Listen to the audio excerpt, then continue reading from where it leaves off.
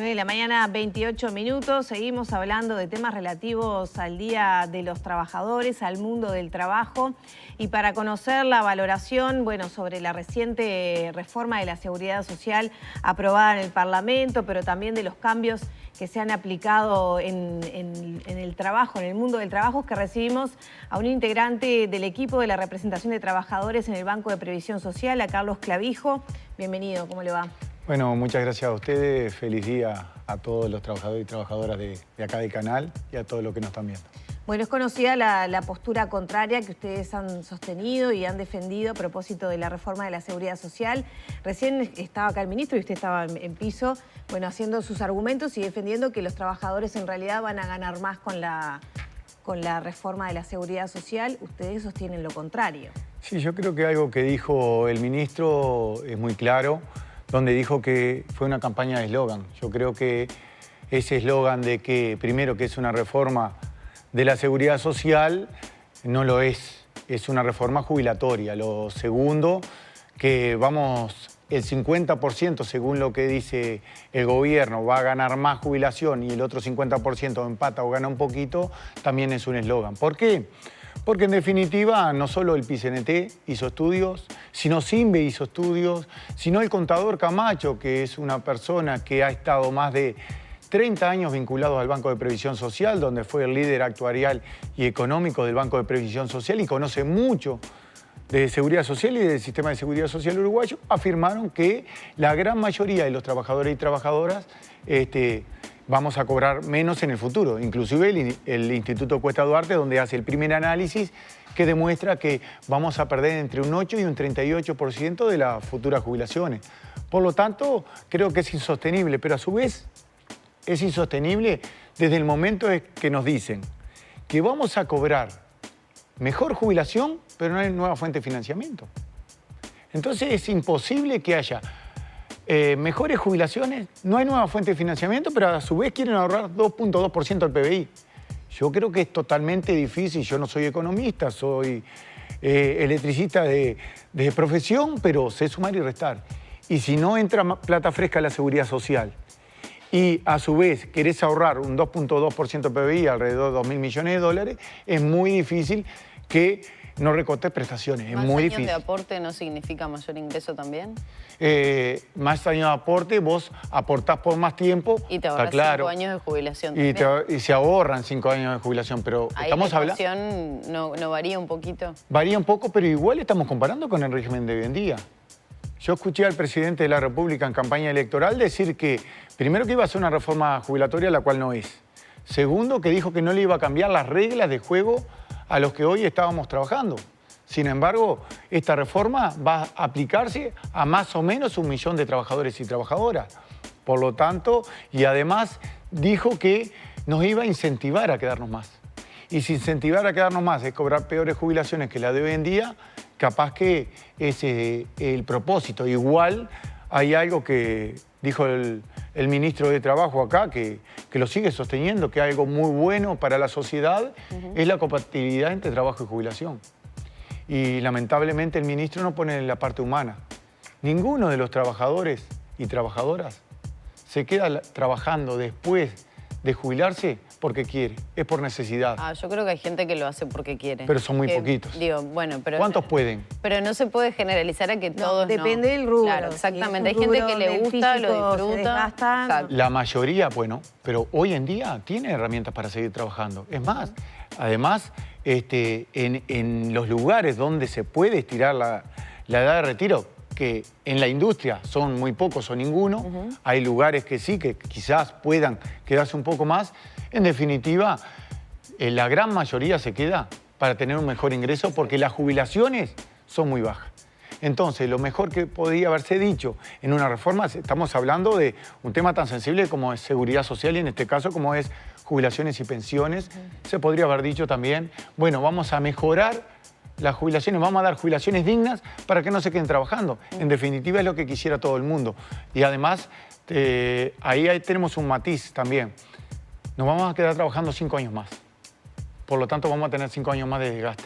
Yo no sé cuánta gente se podrá quedar trabajando. Es decir, vamos a profundizar el tema físico y psicológico que viene a consecuencia del trabajo. Usted dice que capaz que el gasto va por otro lado del sistema porque la situación física de los trabajadores va a ser peor. Sí, la situación física está comprobada, pero aparte el ministro que nos acaba de decir que estuvo en la comisión de expertos, hay un informe de San Román que dice claramente que en los países del mundo donde aumentaron la edad de retiro, sucedieron 3 cosas. 1, mayor tasa de desempleo. 2, mucho subsidio por desempleo. Y lo tercero, muchas jubilaciones por incapacidad física, porque en definitiva es lógico. Yo me quedo trabajando y me desgasto mucho más. Sí, el desempleo es una pregunta que le hicimos hace unos días al ministro, justamente con el problema que Uruguay tiene con el empleo juvenil, que la reforma, al tener más años a la gente en sus puestos, generaría menos posibilidades para los jóvenes. A eso dice que, bueno, que va a ir acompasado con el crecimiento de la economía y la generación de nuevos trabajos, nuevos puestos. Y bueno, Sobre todo de nuevos rubros, además. yo, la verdad, nosotros en eso no pensamos que sea tan así. Primero porque si hoy ya casi una tercera parte de los menores de 25 años no accede al mercado laboral y aumentás 5 años más la edad de retiro, es decir, nosotros nos quedamos 5 años más trabajando y a su vez vos te podés jubilar y seguir trabajando. Es bravo para que los jóvenes entren al mercado laboral cuando no se analizó las nuevas tecnologías y el trabajo del futuro. Ya países del mundo que están previendo que van a haber muchos más desempleados, es decir, va a haber menos empleo formal para todas y todos. Por lo tanto, esto va en contra de lo que está diciendo el ministro. Realmente, ver el futuro de la manera que está viendo el ministro, lo que me parece es que no está poniendo el tema humano. Están poniendo solamente el tema económico arriba de la mesa. Y estamos hablando de gente, de personas. Y realmente, yo me voy a llevar por las palabras que dijo Saldain hace muy pocos días, que es el redactor de este proyecto de ley. Y fue el redactor de la reforma del 96. Y dijo que esta no era la reforma que quería. También dijo que esta reforma... Eso porque no se cuentan los 25 mejores años, sino que se termina bajando a pedido de Cabildo. Esta reforma dice que no va a mantener la sostenibilidad del sistema, entonces ¿para qué hacemos una reforma? Es decir, es medio contradictorio hacer una reforma si lo que el gobierno ha insistido sistemáticamente era para equilibrar el tema financiero. Entonces no sabemos cuál va a ser justamente el fin de esta reforma, porque para mantener y equilibrar el sistema financiero hubiéramos buscado nuevas fuentes de financiamiento, que las hay y no se quisieron Ahora, tomar en Clavijo, cuenta. una de las cuestiones que recién mencionaba el ministro era que había eslóganes desde el PIT-CNT, el Frente Amplio, señalando que otra reforma es posible, pero que no aparecieron propuestas ni cuál sería esa reforma ideal. ¿Ustedes siguen sosteniendo que se hicieron propuestas en base sobre todo a financiamiento? Bueno, qué lástima, el ministro tendría que informarse un poco más, porque en realidad desde el año 2003, desde el 8º Congreso del PIT-CNT, tenemos una propuesta alternativa al sistema de seguridad social, 2003. Y Congreso tras Congreso se ha ido actualizando y se ha ido votando siempre por unanimidad. Y en el último Congreso tenemos una propuesta alternativa, del último Congreso salió a este proyecto de ley. El tema es que nosotros lo planteamos. Nosotros tuvimos al economista Hugo Bay trabajando en la comisión de expertos. Hizo muchas propuestas. Rodolfo Saldain la sabe. Para Pero conocer lamentablemente, ¿qué plantean esas propuestas? La propuesta es, primero, buscar justamente nuevas fuentes de financiamiento. Nosotros planteamos, como viene el mundo, trabajando justamente de que para cubrir la seguridad social, para financiar la seguridad social, las nuevas tecnologías que vienen desplazando mano de obra, aporten a la seguridad social, porque en definitiva lo que genera es más ganancia de capital. Se viene demostrando en el mercado laboral uruguayo también. Por lo tanto, deberían de aportar a la seguridad social. El tema de las exoneraciones, 230 millones de dólares de exoneraciones por año. Es un disparate para el Uruguay. Pero también se dice que si no tuviera ese incentivo no habría fuentes de trabajo para esos sectores, esos rubros. Algunos sí, otros no. ¿Cómo Pero, cuáles? por ejemplo, la educación pública aporta a la seguridad social, la educación privada no. La salud pública aporta a la seguridad social, la salud privada no. Entonces hay sectores que son los que se llevan la gran tajada. Son sectores que se podría revertir esa situación. Pero a su vez tenemos también sectores donde realmente nosotros del directorio votamos alguna exoneración por tiempo determinado de lo que estaban hablando acá recién, que es el empleo en fronteras. Es decir, está bien que se hagan exoneraciones para no perder empleo en la frontera donde tenemos un problema complejo. Y hay cosas que pueden estar bien, pero claro, son decisiones políticas, no son decisiones del sistema. Por lo tanto, si son decisiones políticas, no se tendrían que vincular después a la asistencia financiera que lleva el sistema. ¿Estas propuestas estuvieron presentes en los 15 años anteriores de gobierno? Desde el 2000, como decía yo, desde el 2003, por lo tanto, varias propuestas hemos presentado y algunas hemos logrado. Yo recuerdo en un diálogo social del 2008 la flexibilidad entre trabajo y jubilación, ley 18.395, la cual no solo un error muy grave que tenía la reforma del 96, que aumentó a 35 años de servicio, se bajó a 30. Y eso es parte de la propuesta alternativa nuestra. Y Rodolfo Saldain reconoció que había sido un error eso en el año 96. También se flexibilizaron las jubilaciones por vejez y por incapacidad física. Y además, con un componente muy grande de género, se le dio un año de servicio por hijo nacido vivo a la mujer hasta un máximo de 5. Eso que llevó que justamente a partir del 2010 en adelante no solo se duplicaran las jubilaciones por año, sino a partir de ahí hasta el día de hoy se jubilaran más mujeres que hombres en el Uruguay. Eso que hizo que realmente se cumpliera algo que no se cumplía, que las mujeres aportaban y no podían llegar a jubilarse. Y bueno, esas son reformas importantes. ¿Ustedes También entienden que se debería haber hecho en cuentagotas como estas cuestiones que está mencionando usted y no de esta manera tan tal vez radical? ¿Se puede llegar a considerar modificando edad jubilatoria, los años que se tienen en cuenta al momento de cobrar una jubilación? Sí, yo creo que en definitiva tendría que haber sido en un diálogo social, una herramienta la más democrática que hay en el mundo, es más, la OIT. Sostiene que se hizo durante un año entero. Diálogo social no hubo. Lo que hubo es una comisión de expertos donde, porque la misma Organización Internacional del Trabajo en el Parlamento le dijo que tiene que ser en las mismas condiciones. La comisión de expertos, nosotros presentamos un montón de propuestas, están colgadas en la página. No es porque lo diga yo. Pueden entrar a la página de la comisión de expertos y ven claramente todas las propuestas que hicimos nosotros, que según el ministro no hicimos. Y ahí se ve claramente a ver qué propuesta tomó el Poder Ejecutivo, porque en definitiva tenía la sartén por el mango, porque con 9 votos se resolvía en esa comisión de expertos y tenían los 9 votos. Por lo tanto, nosotros estábamos, pero no incidíamos. Eso no es diálogo. Yo conozco diálogo social como lo que va a empezar la 10ª ronda ahora, que es la negociación colectiva. Nosotros entregamos propuestas, discutimos, analizamos en conjunto y llegamos a algunos acuerdos.